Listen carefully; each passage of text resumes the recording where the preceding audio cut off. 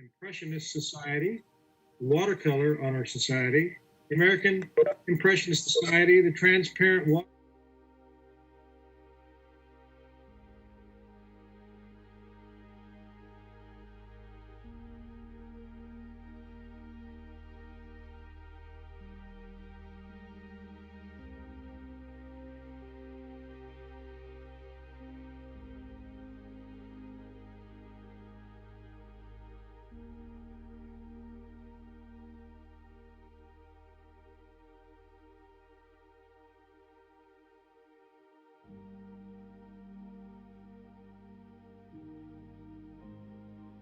Honored to introduce you. I'm going to turn it over to you. We're looking forward to your demo. Thank you.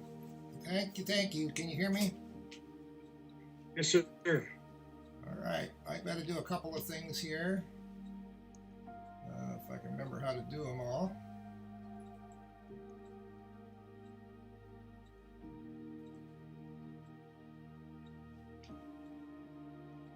All right. So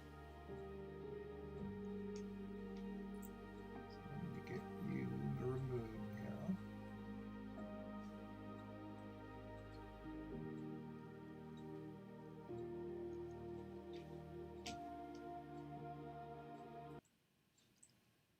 So, everybody see somebody on the screen?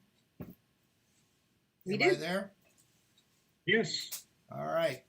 Now it is also streaming over to YouTube and Facebook Live. So if you're interested in jumping over there, that's fine too. You won't get to hear our illustrious SWS crew commenting and heckling me, but really want to welcome you who are watching. I think there will be a lot of people that that are not part of SWS, but we, as part of the Southwestern Watercolor Society, we would reach out to all of you who are watercolorists, especially those living anywhere in the area that we have our meetings in Dallas. You'd love to be a part of the group. Great bunch of people, great painters, and a really an interesting array of talented artists come through and teach and give us a great demonstration. So it's a great group of people to hang out with and get to know. They're a great tribe, if you know what I mean. So I'm going to do a brief demonstration. I won't take too long.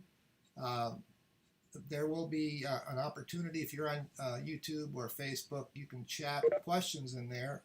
My wife Cindy is my right-hand man here to pick up some questions maybe and relay them to me if they're things that I do that I don't explain well. What I'm going to be working on, excuse me, this is a photo of a set of buildings down in the Dallas Heritage Village, just south of downtown Dallas. Kind of a charming little collection of old buildings, and so I found this building to be an intriguing painting opportunity. I've painted it before, and actually back to the Southwestern Watercolor Society, we are now having an auction coming up with some paintings being auctioned off, and the one that I have donated is a painting of this same scene. So if you're, it might be something you'd be interested in. All the paintings are great, and it'd be great if any of you that are not connected with SWS would connect in, and there's an online auction. Everything's going online this year, so we got to be with it, right? My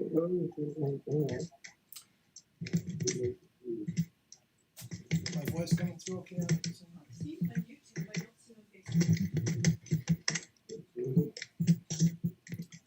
Just go to my page.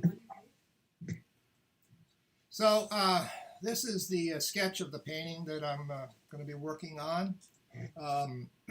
This is actually a preliminary, more of a value sketch that I did. What I've kind of discovered in this painting, I've done it several different ways. This particular drawing is a little bit, I've got the buildings a little higher and a little smaller than in the other ones I've done. And I've added over here I'm adding a some clothesline with some clothes hanging on it, give it a little bit of that charm that you might find there in a rural setting. Here's especially now, you know, it's a good time to hang out clothes, right? Here's a figure. I'm going to put a figure in here, but I've got sort of a circular kind of composition, I think, here. It's you know, there's sort of a bit of a cruciform in this portion in here, but I think because the detail and so on is going to drive your eye around it a little bit more, so it won't be just framed out in the way that would be like a typical cruciform.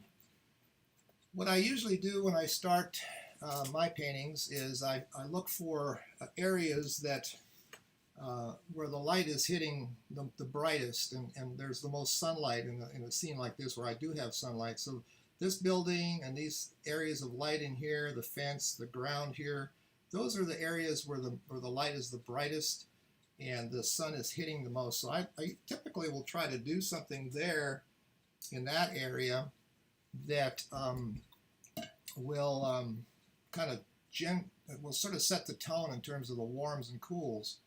Now I have let's see, I have a variety of yellows and warm tones over here on my palette. I might just take a little bit of warm, a little raw sienna and some of these other yellows and just put a little bit of tone on a few of these places. And I'm not going to get real specific even onto this these white sheets that are hanging here. And down in the ground here, there's quite a bit of warmth that's going to be down in here. So maybe I'll add a little more warmth down in this area, just to kind of break up some of these things that I've got, some of these areas of and not just to get some paint on the paper. You know, that part of this challenge of painting is just getting started. So sometimes it's just good to get it on and start working on it. Let's see, I might put a little more there. So, and then another feature of the way I like to paint and why I like this particular subject a lot is that it has a lot of interesting ways to create depth. Now, I've got linear perspective, which is pretty obvious the way the building is set. So you've got that linear perspective, and then I also have an opportunity here to do some aerial perspective. I can make this background quite a bit lighter than what it is on the photo. And by the way, I assume on the screen you see the photo up in the right corner there. I'm going to try to work on that background a little bit. I think with a bit of start with a little bit of blue sky, nothing too detailed. Just going to hit some color up in here, leave some opening. There's going to be some tree branches and things around up in here, so I don't really need to worry too much about specifics here. I just want to have some areas where there's some color. I might go a little bit cooler down lower here, a little, I shouldn't say cooler, a little warmer, like as if there's a bit of atmosphere here driving this down a little lower. And really what I'm accomplishing here is creating a wet area to do some wet into wet. And that's going to give me some of that aerial perspective.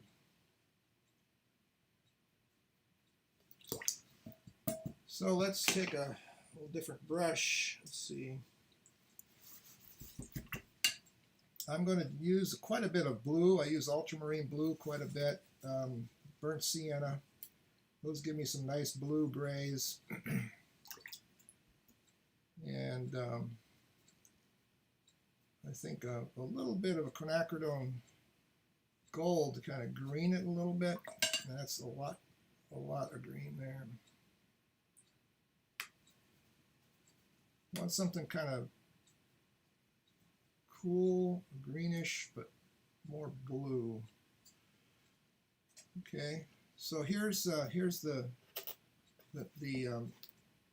the wet into wet area that I'm going to keep in here. I'm going to go around this building just a tad, kind of carve it a little bit there, and put some diffused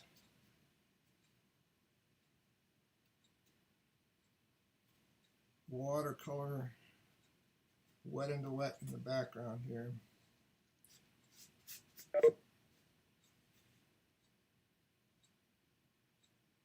And I'm going to go right around this this sheet or whatever it is hanging on the clothesline here.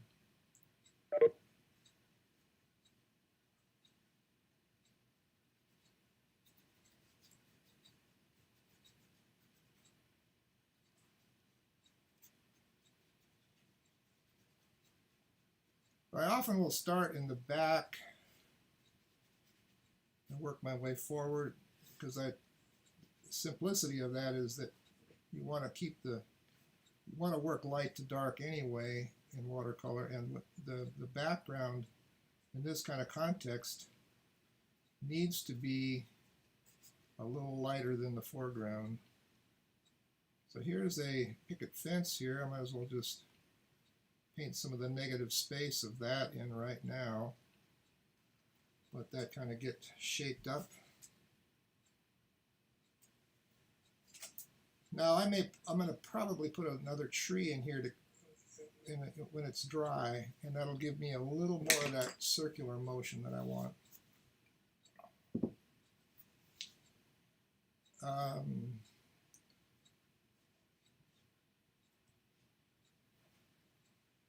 So that would be that background over on that side. Now on this other side over here, I probably should use some of the same color on some of this background here. Let me just pull some of that in. It doesn't matter too much how detailed it is. It's going to get, again, painted over. And will be light background with this dark tree. This tree here is going to be very dark and very much in the foreground. Okay, so there's my basic background for this whole painting, and you see that by keeping it cool, keeping it subtle, it's back in the distance. Someone is requesting to annotate the content, and I don't want to have that, so whoever's doing that, don't do it anymore. I don't know what that means, but it keeps popping up on my screen if you wouldn't do that. So now I've got to move into my other areas of this painting. There's a little bit of, I could probably do a little tone up on this. Here's a chimney. Again, it's going to get kind of obscured by the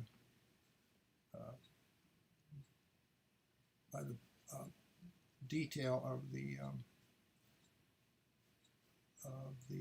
trees, or the texture of the trees when I get into that. And there's a little bit of a roof there. I'll put a little color on that. Now, let's see if this is dry enough. I'll probably should give a little bit of tone to this part of the roof right in here. Not much. This is all very light. And then this roof here is going to have a little more underpainting of some color, and it doesn't have to be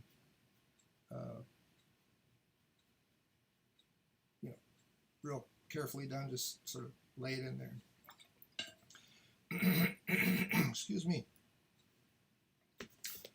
So let's see. So we will do the shadows now on some of the building areas, and I'm going to keep the shadow. I'm going to keep this building in the background. The one that I did back here, that one I want to keep fairly light. I've kind of, on this sketch, I have it a little bit darker than what I would want it. I think I want to keep it a little bit subtle. These in the foreground got to come forward, so I need those a little darker. So I'm going to make up my shadow tone here, which is going to be a lot of burnt sienna, ultramarine blue. So I have a gray, a blue-gray for shadows. And these buildings are basically white buildings. And it varies a little bit from one spot to another on this building. There's also some cerulean in this. The cerulean blue is pretty much the way the sky looks. And when you see it, you see shadows. A lot of times there's quite a bit of cerulean off of the sky bouncing right into those shadows. So I'm going to drop some of that right in here. And then I'm going to go into this more gray with the ultramarine blue. And we're going to just have that mingle a little bit and just give us some interesting variation, I'd say, in how that works across there. Now that's a little dark. Let me lift off some of that.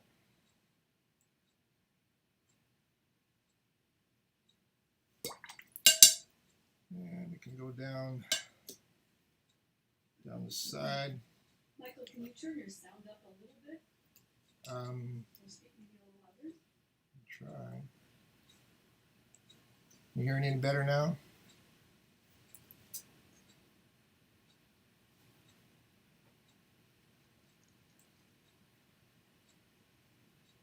Now this shadow being cast here is being cast down the wall a little bit, and I'm just going to drag some of this same color, this pigment, right down into where these windows are. Give some little brokenness to the window, and use that same color right down in here. Just keep it real loose. A lot of times, and I'll do this again later, there's a bit of a color shift that happens in the up under the eaves, where the light bounces up under the eaves, and a lot of times it just picks up a lot of red. Now maybe it's depending on where it is, you know, it might be the glow coming up under from the ground or some other object. What color is the roof? The color is the roof. A little Well, bit. next question. Somebody asked what color was the roof. It's just a little touch of some burnt sienna, I guess. Now that is all much darker than I wanted it to be. Pick up a little of that. It won't hurt it any to just lift a little out.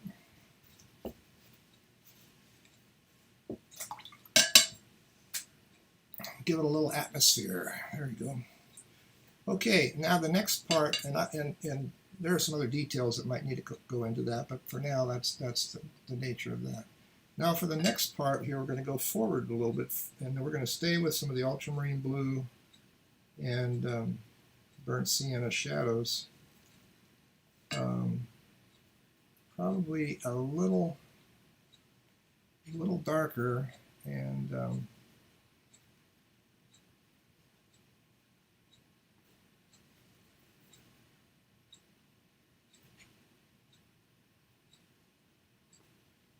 now this portion right in here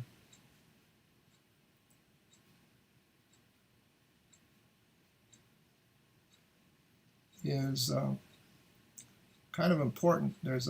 What I try to do here is to keep this fairly wet, because what's going to happen, I'm going to be dragging this shadow right off down into the wall. You can see it on the photo there. That shadow kind of goes right into the. And some of the shadow happenings are going right over the edge of the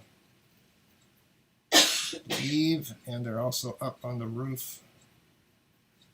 There's some shadows up on the roof. Put a few spots up in here, and some over here. And then I need to drag some of this down into this area. And I'm just going to use the side of the brush to indicate some direction of some of the shadows. Use some shadow here to carve the shape on this roof here.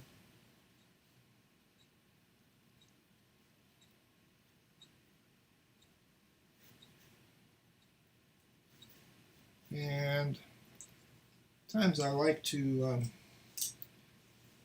add a little bit of splatter to kind of indicate where some of these the light coming through these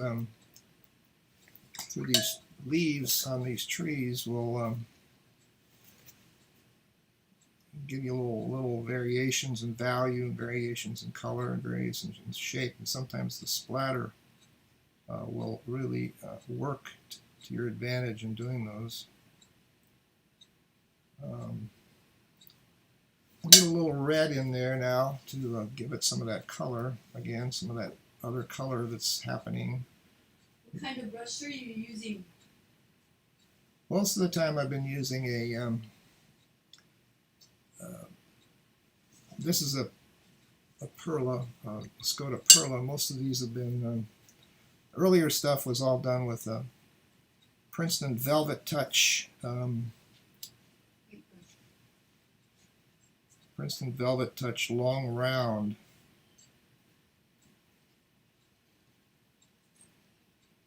Now this character I have here, I'm going to try to keep some lights on him. So let's see, a little variety in the strokes. It doesn't matter too much where you put these. They're going to be, it can be leaf shadows, branches, shadows from branches. It's going to be a shadow. There are going to be shadows falling onto the. This guy's there. There's this picket fence here, but there's shadows falling on that as well because the light's coming straight down on top of some of this stuff. Kind of a high shadow in this painting. So here's a shadow coming off of this roof line here. And you can even see it on the photo that there's quite a bit warmer in there, so we're going to warm that up again.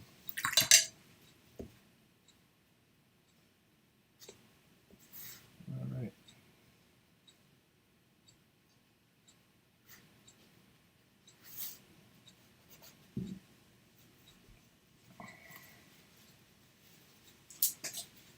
You can see that's quite a bit darker than that one back there now, and that's fine. I want it to be a little darker. And then the one coming forward here is going to be even darker yet. Well, darker but and warmer. It'll probably have a warmer tone to it.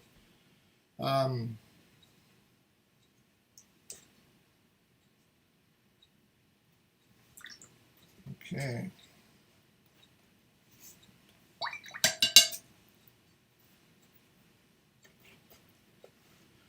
Got people checking in from Jane up in Bemidji saying hi. Becky, Rebecca Webb Gwynn from our beautiful Galax, Virginia.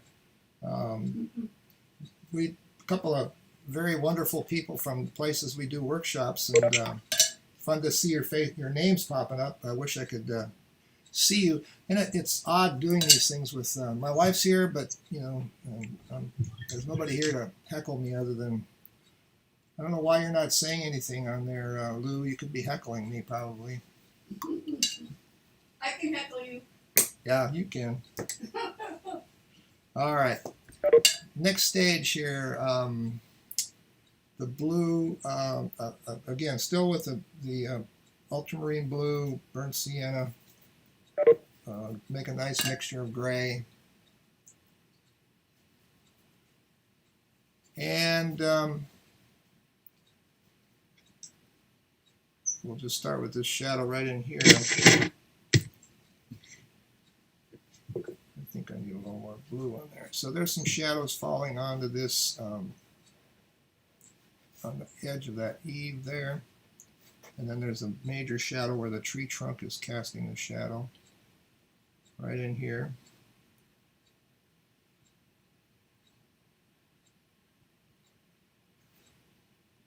And there's some other dropping of leaf shapes here.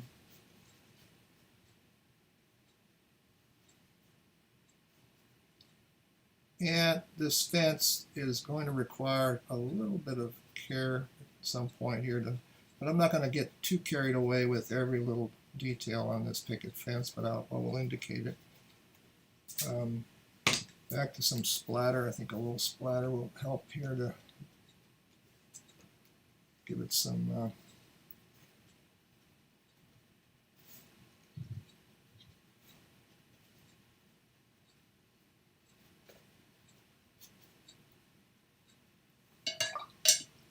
now that can have a little bit of warmth in it, so I'll splatter a little warmth in there. But then we go around the side of the building. It's definitely going to be a little warmer over here.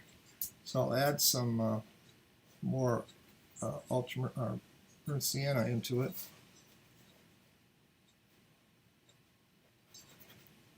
And work our way down.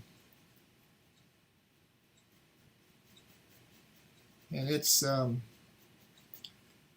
going to have a fair amount of area here where the light's going to be sort of bouncing off this through the leaves and then hitting the building on its way down here. And then back at the bottom there's quite a bit of shadow, and there's also a warm tone here because this, you know, a lot of times when you're painting,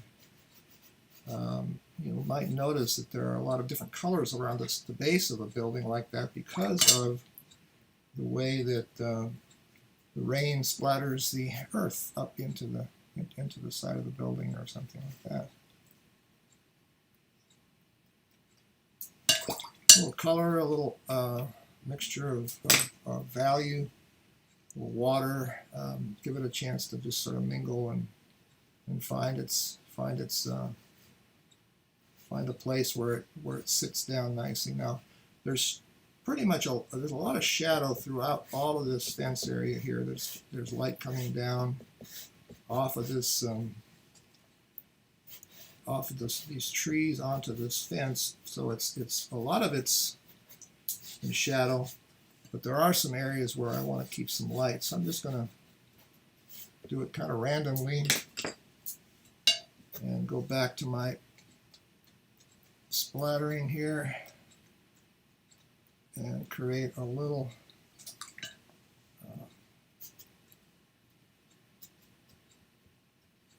variation in how the light hits this fence. Now this fence too could probably pick up some of this warmth that I have over on this building because it's down here where the rain it splatters up, and on the photo that the season is such that the ground is pretty you know, there's a lot of dry leaves and so on.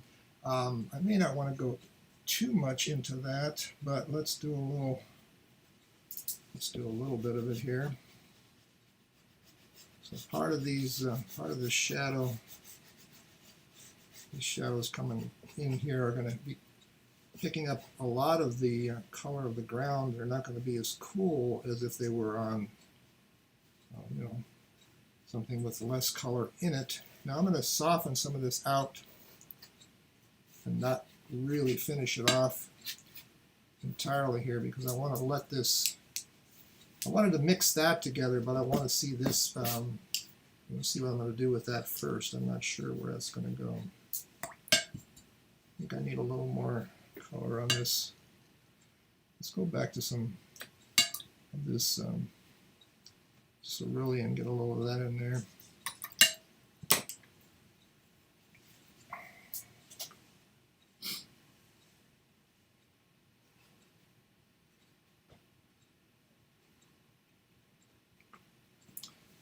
Now, if I didn't have this little framework and this fairly accurate drawing, a lot of this splatting and looseness in there would be pretty crazy. So what I end up doing here is keeping that constraint in there, even though I'm being very loose. So when I go back now with a few details, it'll kind of pull it all together. So what I have right now, I think, is a fairly nice shadow pattern on the buildings and on this fence. I'm going to need to put a shadow down on the foreground here for sure, and I need to do a little bit with the these clothes and the clothesline. Now on this drawing I did, when I put the clothesline in, I ended up darkening around them a bit so that I could pull them forward, and I need to do that because this building on the photo is there's pretty much white there. So I need to put a plant there, some kind of a shrub or something. So let's do that. I'm going to still use some of the same colors, burnt sienna, ultramarine blue. And then I'm going to add a little bit of quinacridone gold to it. Make it a little bit of a dark green. The burnt sienna neutralizes the green down, and the blue is going to keep it on the cool side. So let's see how this looks here. So I know that I need to go around this part of the sheet. So I'm just going to create some form here of a shrub or a tree. This is a fairly dark mixture, so I guess I've gone a little bit into my darks right now. Usually I preserve the darks for a little later, but I think this is okay.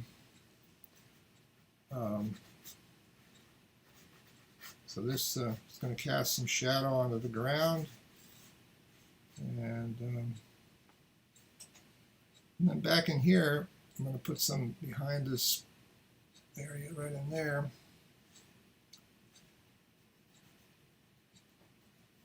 Make those pop a little bit more.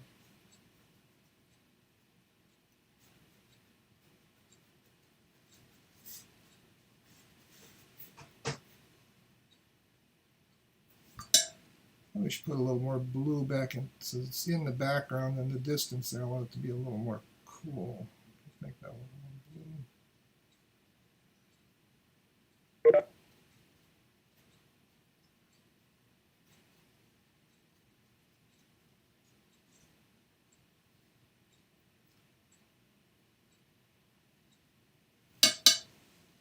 blue. I'm just going to make a little bit of a variety in the way this goes back behind here. Put some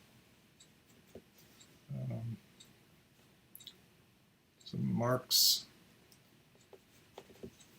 Watercolor is particularly a lot about mark making. It's how do you suggest things by just making a few simple marks and not painting everything in detail. I think what I'll do while that's still wet is I will just go right in here with the tree that I was thinking I was going to do.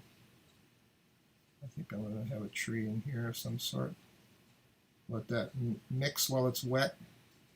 Michael, Yeah? how did you make the green? What did you make? My greens are predominantly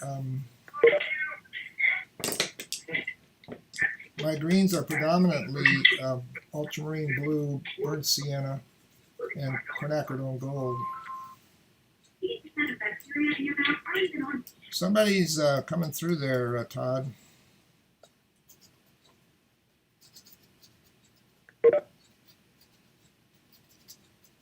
So I'm just going to treat this tree as if it's a little bit darker than the That's better. a little bit darker than the background, but not too much. So this, I'm just using the side of the brush to kind of dry brush it almost, taking what I put on there and dry brushing it out. So there's my background tree. A little bit warm. I could have done a little cooler. It's okay.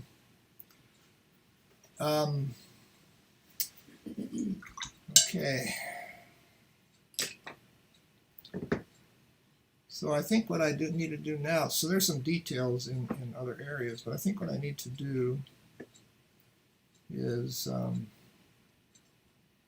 might as well do this big tree. And I'm going to do it, again, predominantly ultramarine blue, burnt sienna.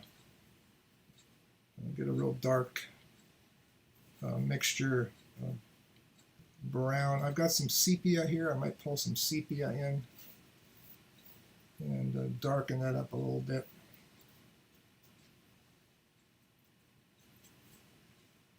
And I really want it to be dark, so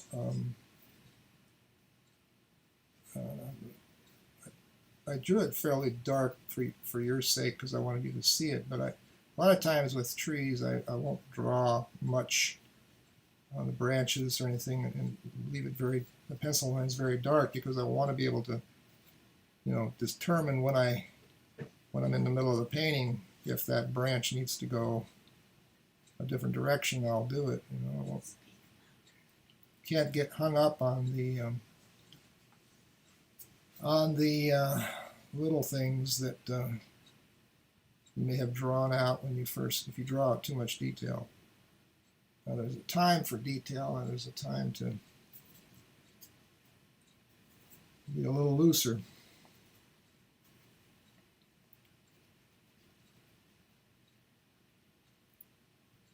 Wish I could hear your comments and questions, because it's a little hard to know if I'm going over things that you don't want to know. So here's the picket fence down here. I've got to put a little bit of detail into this. And then down here,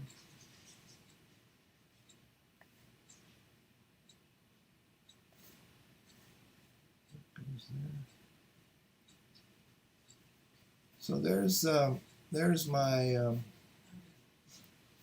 my pickets. Now I can do more detail on those or less. It's kind of a matter of what I want to do. Sometimes it's less is more. Sometimes you get the suggestion of it without all the detail, and it works better. So this portion of the tree up here, I'm going to use that same mixture of ultramarine blue, burnt sienna, adding some quinacridone gold to it to get me a green, a nice dark green. I want a neutralized dark green. I don't want a bright, vivid, Christmassy green or limey green. I want something fairly neutral. And I'm going to just start with a lot of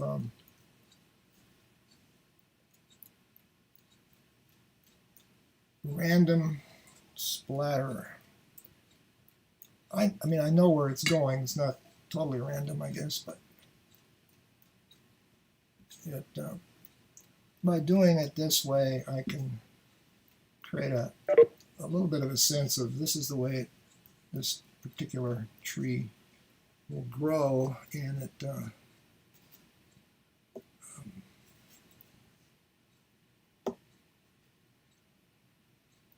all those leaves and so on that are up here. I don't have to paint each one in to get it to look like a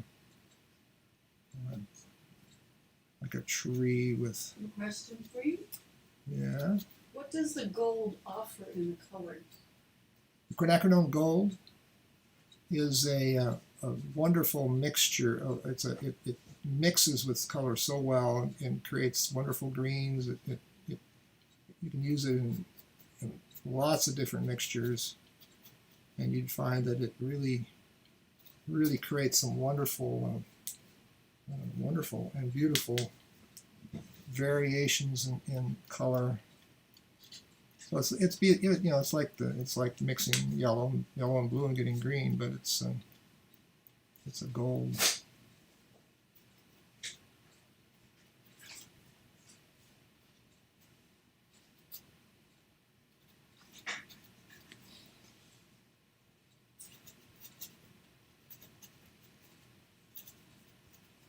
I'm just here. I'm just trying to make this tree interesting and not look like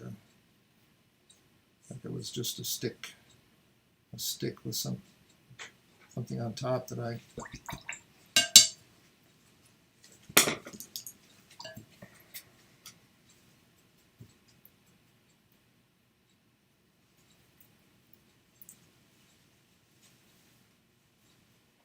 This is a smaller version of that Princeton long round brush that has a really nice point to it. They really work well for this, for all kinds of things. But if you want to use it for some tree branches and things like that, you can get a lot of mileage out of this little brush. Michael, what is the size of your paper? This is an 11 by 14 painting.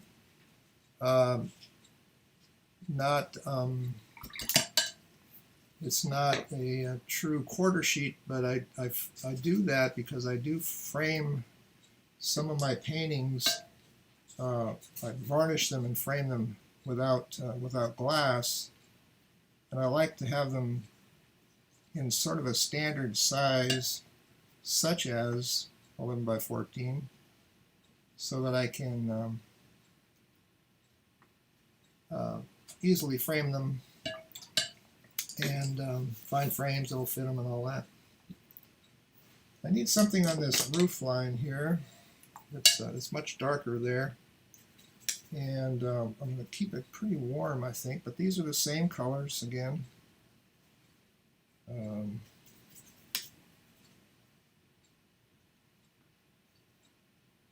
I've got this light bouncing through here a little bit. So I don't want to paint every part of the surface. I want to leave some areas so it looks like the sunlight is bouncing through it, right?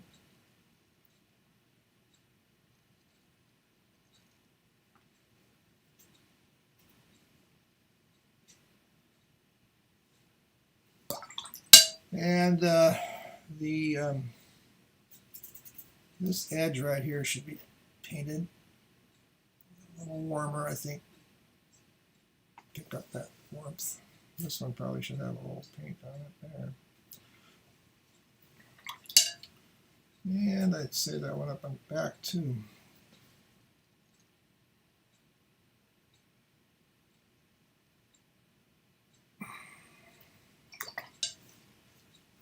Okay. Michael, what's the degree of tilt that you're painting on? I'm tilting it by about a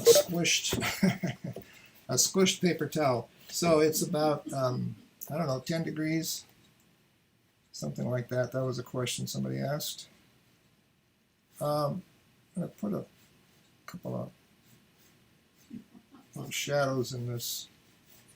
Funny.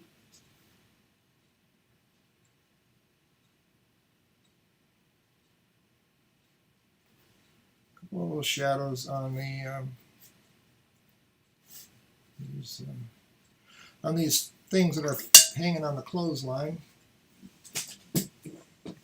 I think I'm as you can probably tell, I'm going with the big shapes first, and I'll be going down into the details later. So I've gotten I did the background shape, and I've done the like the shadow shapes on all these buildings. I did the tree shape.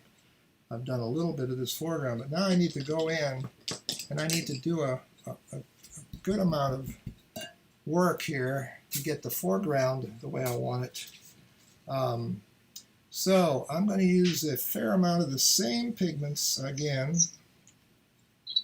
Burnt sienna, ultramarine blue, pretty dark. Already got this yellow tone underpainting, which is what I wanted to have, so I've got that. So let's start with Questions? What is the red you're using, and what kind of paper? The question was about the paper. This paper is 140-pound Arches cold press. The red that I was using is just a cad red medium. That's the only one I've used so far here today. So let's just say that the sun is fairly high, but there's a post here. There are some shadows coming off these items that are hanging there, and there's some on the photo. There's some shadows from a tree coming over here.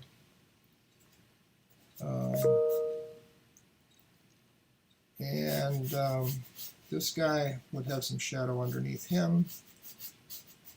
And if you look at the photo again, there's a nice passive shadow. Now I want this shadow to kind of work its way around here, so I definitely want some shadow from in here. And I'm giving it somewhat of a dry brush effect. It's pretty wet, but I'm moving it rapidly so I get some of that edge to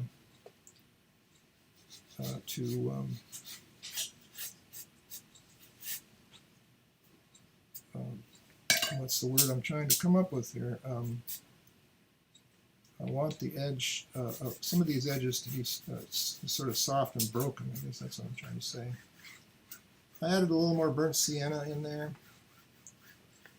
I think I'll go down in here.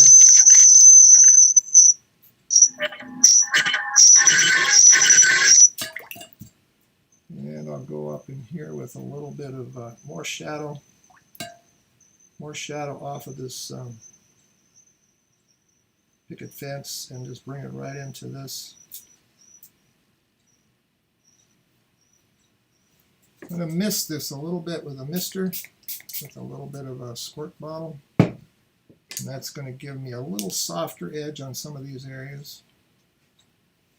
When the light passes, through a tree, if it's coming at an angle that's direct across, you're going to see a much darker and crisper shadow right along the edge of the trunk shadow. And then as it gets further out, you're going to find that the shadows get softer and more diffused as the light has to bend around those leaves and so on. So basically here with this high sunlight, I've got this area where these the light will be filtering through, but in order to get that kind of feel, I might need to soften some of these edges a little bit. Edges are an important factor. You want hard edges, soft edges, texture, broken edges. You want to have lost edges. Sometimes there's areas where you want lost edges. In other words, edges that disappear one into another. You don't know really where the edge of something is because it's. And I'm going to lift a little bit. You see, there's enough pigment there, I can lift some of this out. It's still a little damp. That gives that effect of sunlight peeking through and diffusing a little bit.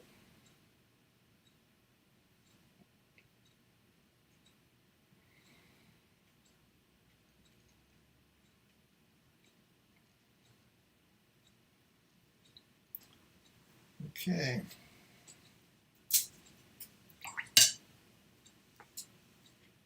So, we're getting down there. I'm going to take I see an old area that's still wet over here.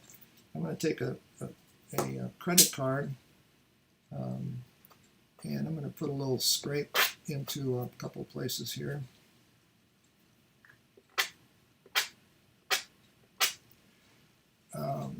Create a little bit of the feel of those picket fences without having to go in and paint them. Might actually make a couple of marks over here. A nice dark area. Since this is all ground, there's leaves and all kinds of things down here, and I'll probably do some splatter into that area later to give it some of that textured effect. Are you using water to take the color back off with the brush? Yes, it's a wet brush that lifts that up. A damp brush, I should say, not a real wet brush, but a cleaned up damp brush will lift this pigment back off. Or if I wanted to lift something over here, I could lift up a little portion of a picket or something. Okay, I need to now get into some of the detail, I think. Although I sort of neglected this part back here, which is showing up as very white. And I don't want it to be that. I want it to be a little neutralized. Let's just take some of this stew off my palette there. And we'll just paint the background in a little bit. There are these pickets. Tops of these pickets are like a 45-degree angle on one side, so that kind of works. And I can put a few more marks up there on that just to show some, maybe some trees. Might want to put a little of that other green that I had back on the other side in there just to match it up a little bit. Okay, the details. Most of the detail needs to be just kind of contained into this area here. I've got this figure, and I've got a few other little things to do here. Let's take I'm going to take some ultramarine blue and some neutral tint, make a real nice dark. And up in here, there's a window. And I'm just using the edge of my brush to mark. You see that, how I did that? It's very simple. You're just creating a kind of a triangle shape, but you're using the edge of your brush to just mark it down. You don't need to paint the whole thing in. Let's see, there's another little window here. We'll put that in like that. Sometimes it's easier to just suggest something like that than it is to try to create the whole thing, paint all the detail in it. This guy, he's a farmer. He's got these bib overalls on, and he's working, and he's got a oh, let's see, he's got dark hair probably back in here, maybe it's he might be carrying a bucket or something. I haven't figured that out yet.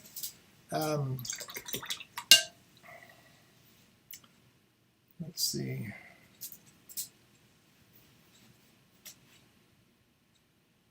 It's kind of one of those parts of it where you kind of have to, use your imagination a little bit to try to come up with, unless you're going from a photograph where you have a person in there and you want to capture that person, but a lot of times it's more about trying to suggest what this guy might be doing. Here's a plant here, a shrub of some sort. And that sets up this corner of this picket fence here.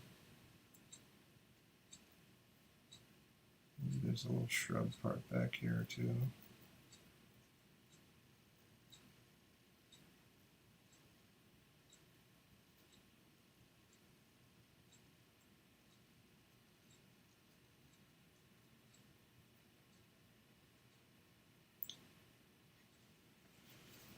Okay, that man needs to have a little bit of color in his face. I need to at least put a little bit of reddish tone to it. And his arms, he's probably got his sleeves rolled up, so here's his arm, and there's his other arm. And, he must be carrying something, but I'm not sure what it is yet. All right, on to, we've got a few more details we've got to put into place. I'm just going to pick up some of this dark stuff that's on my palette here, and just create a few linear marks that will separate some of these areas that are not separated right now. You want those lost edges, but you do also want to have some details that hold it together with a little dark here and there.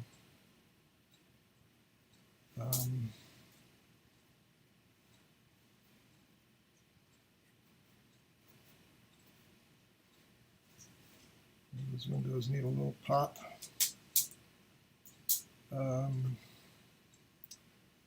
Probably a few shingle marks that I can put on here that are, you know, just I don't like to paint every brick on the side of a building or every shingle on a roof. So part of it is symbolizing what it is. I like to call it a shorthand. If those of you that may have any experience with real shorthand know that sometimes in shorthand a mark means a whole sentence or something of that nature. So in the painting world, a shorthand can sometimes be a mark or two can mean a lot more than just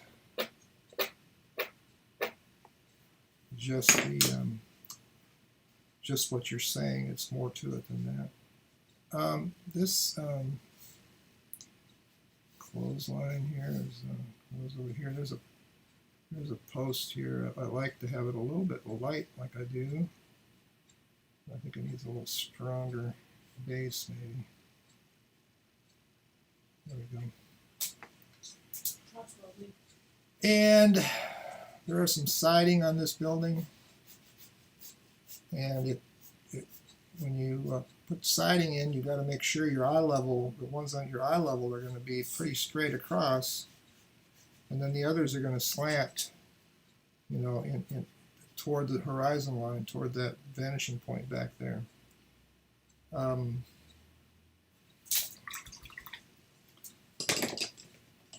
A few more things.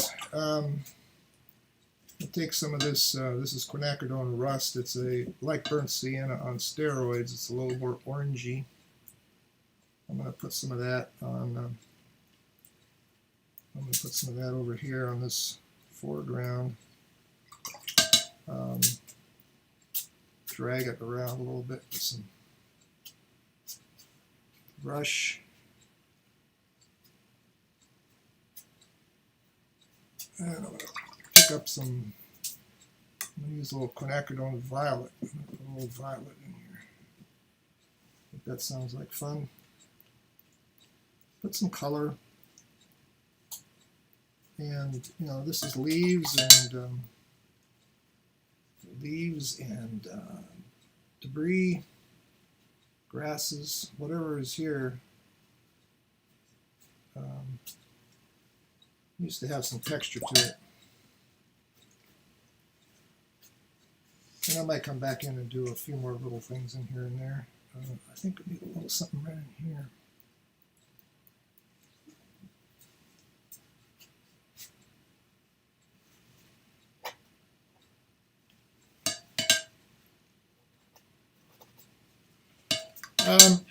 So this tree, the big tree here, is has a lot of light hitting it as well, but I painted it just real dark and simple.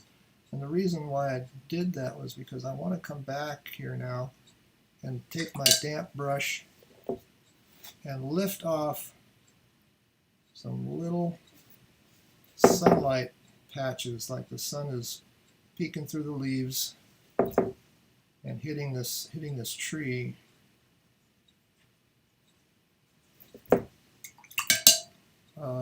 Probably something up in here. Let's see. That one's facing up, so it's probably getting some light, and maybe this one up in here.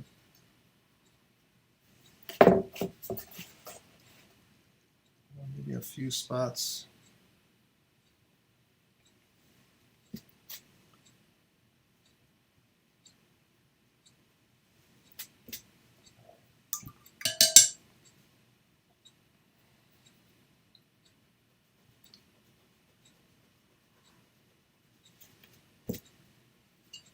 And I can touch that up with some darks again too, after I'm done with that.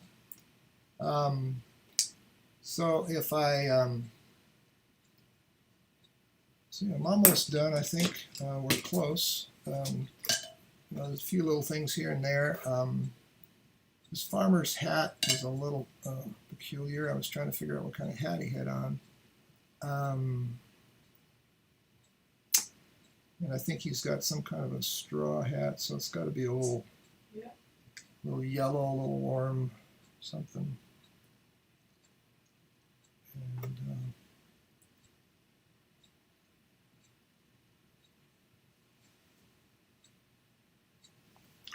still think he needs a bucket or something.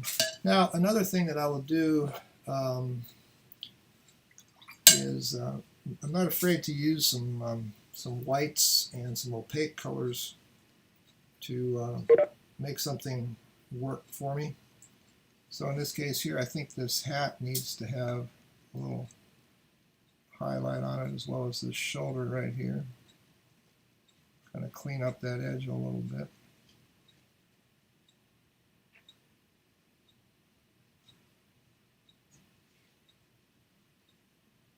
And if he has a bucket, a bucket's got to be right about here, I think.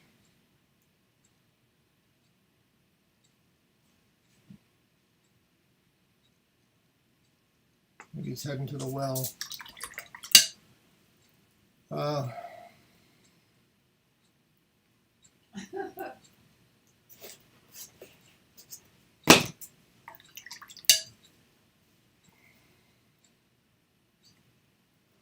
I need to put a little shadow on this bucket.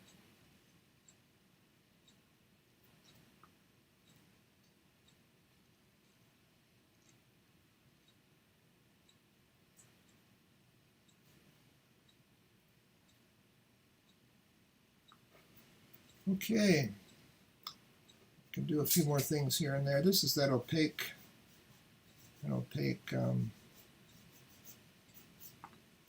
paint that I can maybe go back in and make a mark or two, just to kind of set the tone a little bit. I always like to make sure I have a big splatter like that right there, that it becomes a bird or something useful. You know, it's kind of fun. And I'll probably do a little more splatter down in here. Some darks now.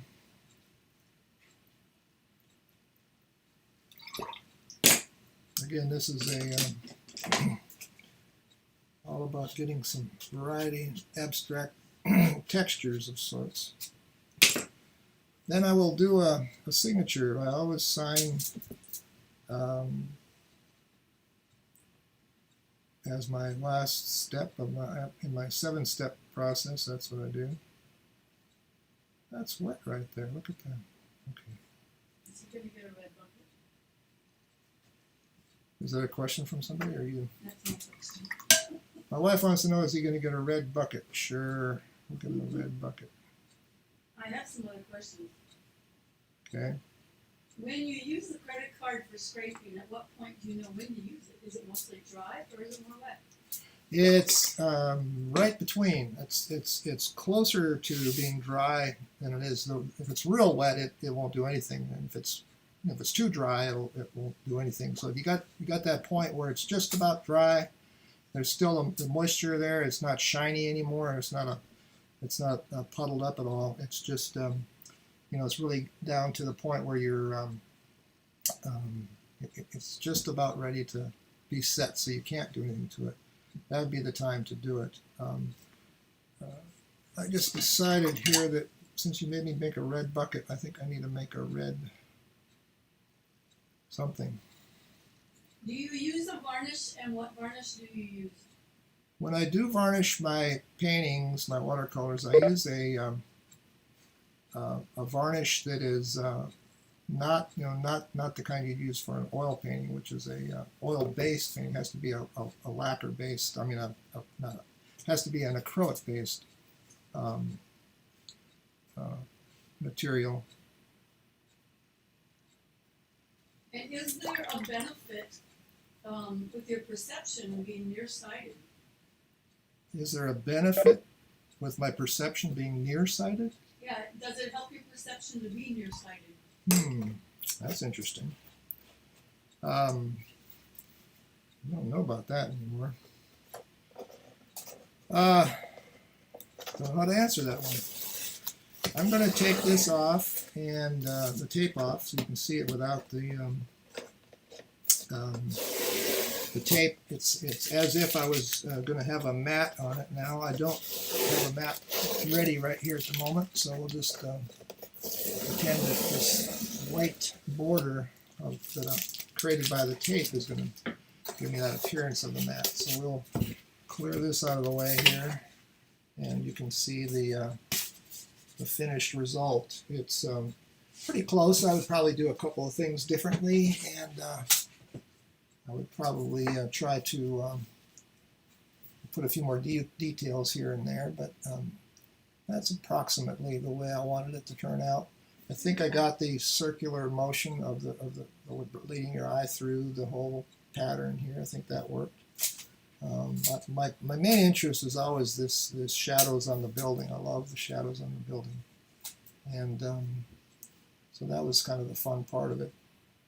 I have a couple more questions. What type of white do you paint with? And also, would you talk about your DVDs a little bit?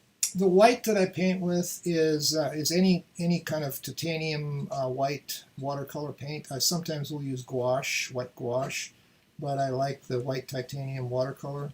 It is a gum Arabic based white, and it works well. I also use those other opaques a little bit that are on my palette, but I do use that white. Now my question was about my DVDs. I have 2 DVDs. Shameless commercial here. Available through Creative Catalyst, 7 Steps to Watercolor Landscapes and 7 Steps to Watercolor Portraits. So if you're interested in those, you can go to Creative Catalyst and online and find them there. So I appreciate you joining for this thing. I was